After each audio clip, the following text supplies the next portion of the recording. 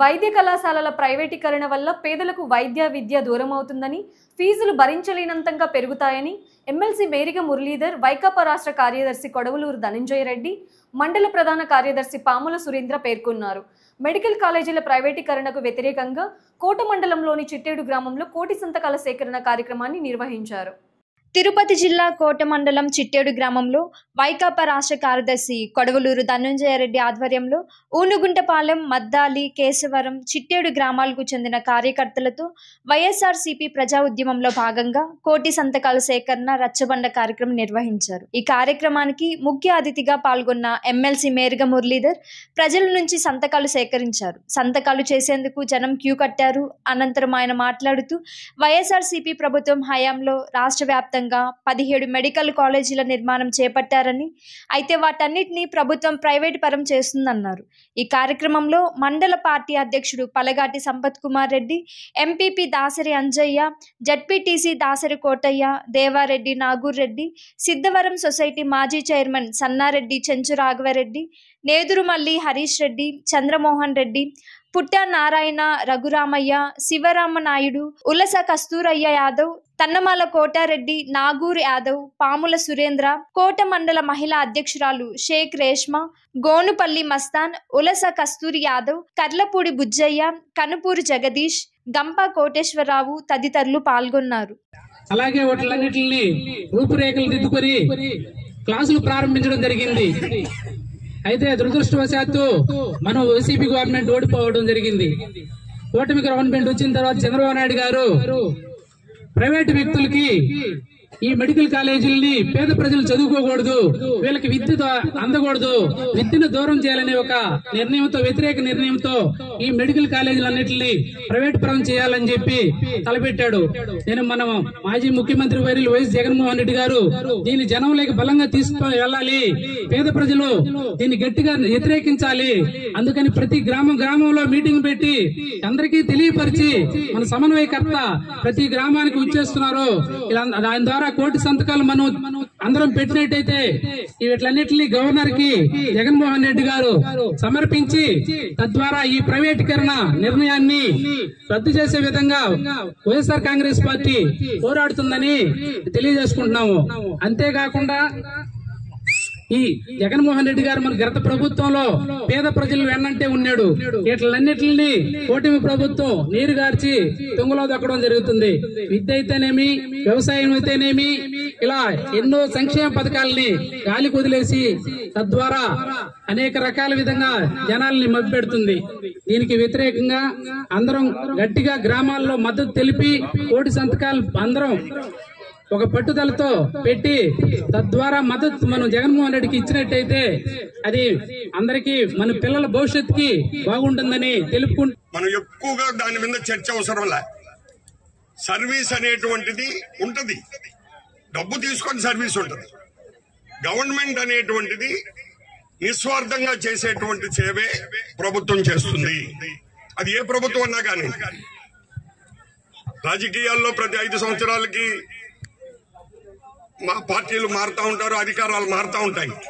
కానీ ప్రజల సేవ అనేటువంటిది మారకూడదు అనేటువంటి ఒకే ఉద్దేశంతోనే మన జగన్మోహన్ రెడ్డి గారు ఈ రోజు ఈ కార్యక్రమానికి శ్రీకారం చుట్టారు.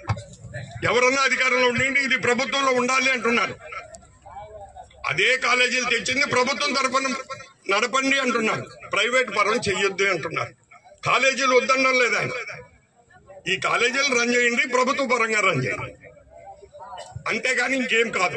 ఇది మీరు అర్థం చేసుకునేదానికి దాన్ని ఒప్పి జగన్మోహన్ రెడ్డి గారు తీసుకున్న నిర్ణయం మన రాబోయే తరాలకి మంచిది అని మీకు అనిపిస్తే ఈ కోటి సంతకాల్లో మీరు భాగస్తులు కావాలి. అలా అనిపించలేదు, అది వేరే సంగతి. దానికి ఇష్టపడ్డ వాళ్ళకే చెప్తున్నాను, మీ కుటుంబాలు మీ భావి తరాలని మనసులో పెట్టుకొని, దృష్టిలో పెట్టుకొని ఈ కోటి సంతకాల సేకరణలో మీరు భాగస్వామ్యం కావాలని మన చిట్టేడు, ఊనుగుంటపాలెం, మద్దాలి కండ్రిగా వాళ్ళ వరకే వచ్చాము. ఎందుకంటే ఇది మనం ఏ కార్యక్రమానికి సంతకం పెడుతున్నాము అనేటువంటిది మీకు తెలియాలని చెప్పాను.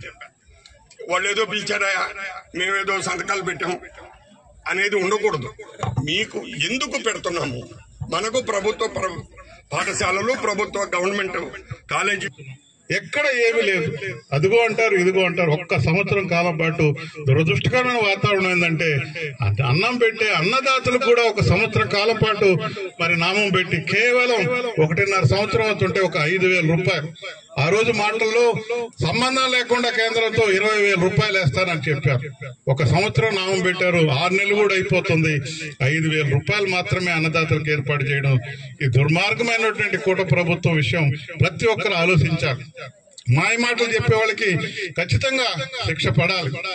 ప్రీతం నాయకులు జగన్మోహన్ రెడ్డి గారు ప్రాంతం లేదు, మతం లేదు, కులం లేదు అని చెప్పి అందరూ సహాయం చేశారు. ఈ రోజు చూస్తున్నాం, గమనిస్తున్నాం, బుడ్డ లీడర్లు ఏమి స్థాయి కూడా లేదు. ఏందో ఎక్కడో లైట్ వెలిగితే వీళ్ళు కూడా ఏందో పెద్ద మహానాయకుల్లాగా మా కార్యకర్తలను నాయకులు బెదిరిస్తున్నారు. అందుకే జగన్మోహన్ రెడ్డి గారు డిజిటల్ బుక్ పెట్టారు. అన్ని రికార్డు అవుతున్నాయి. ఖచ్చితంగా ఈ రోజు చేస్తున్నటువంటి వీళ్ళు పుడింగ్ చేష్టాలు 10 రెట్లు రుణం తీర్చుకుంటామని సందర్భంగా నేను మనవి చేస్తున్నాను. వదిలిపెట్టే ప్రశ్నే ఉండదని కూడా నేను మనవి చేస్తున్నాను. రికార్డు అవుతుంది. మా ప్రీతం నాయకులు సమన్వయం పాటించమంటారు. ఆ ఉద్దేశంతో తప్ప వేరే ఆలోచన లేదు. పెద్దల సహకారం తీసుకొని ప్రతి కార్యకర్తని, నాయకుల్ని మేము ఇక్కడ నుంచి గ్రామాల్లోనే ఉంటాం, వాళ్ళకు ఒక అవకాశం ఇచ్చాం. మీరు ఏం చేశారంటే దుర్మార్గం, లూటీతనం, దోచుకోవడం, కనీసం ఒక డాక్టర్ మట్టించుకోవాలంటే కూడా అన్యాయమైన పరిస్థితుల్లో కేసులు పెట్టడం, ఎవరైతే మాట్లాడుతున్నారో వాళ్ళని టార్గెట్ చేసేసి తప్పుడు కేసులు పెడుతున్నారు. రేపు చేతగావా ఇదే డిపార్ట్మెంట్లు 10 రెట్లు మనల్ని ఇంప్రెస్ చేసుకునే దానికి మిమ్మల్ని ఇబ్బంది పెట్టబోతాయని కూడా నేను సందర్భంగా మనవి చేస్తున్నాను. కాబట్టి సోదరులారా, కష్టకాలంలో ఉన్నాం మనం. మన ప్రియతమ నాయకుడు, మనసున్న వ్యక్తి, పరిపాలన దక్షులు, పేద ప్రజల గురించి ఆలోచించే వ్యక్తి భారతీయ చరిత్రలో ఎక్కడ దొరకరు. ఈ రోజు మనకు ఒక అదృష్టం. ప్రీతం నాయకులు జగన్మోహన్ రెడ్డి కదిలారంటే వేలాది మంది, లక్షలాది మంది మరి పోగొట్టున్నారంటే ప్రజల హృదయాలు గెలిచినటువంటి గౌరవనీయులు, మనసున్న చక్రవర్తి మన ప్రీతం నాయకులు జగన్మోహన్ రెడ్డి గారిని నేను తెలియజేసుకుంటున్నాను. ఈ పార్టీలో ఉండడమే ఒక అదృష్టం. ఈ పార్టీలో పనిచేయడం పూర్వజన్మ సుకృతం అని కూడా నేను మనవి చేస్తున్నాను. ఎంత గొప్పగా పరిపాలించారు, చెప్పిన ప్రకారం చేశారు. విపత్కరమైన పరిస్థితి కరోనా.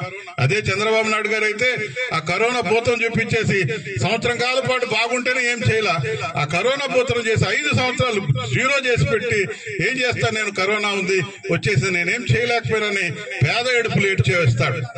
చెప్పేది ఒకటి, ఏది కూడా చేసిన వాతావరణం లేదు. తిరుపతి జిల్లా చిట్టమూరు మండలం చిట్టమూరు తెలుగుదేశం పార్టీ కార్యాలయంలో కార్యకర్తల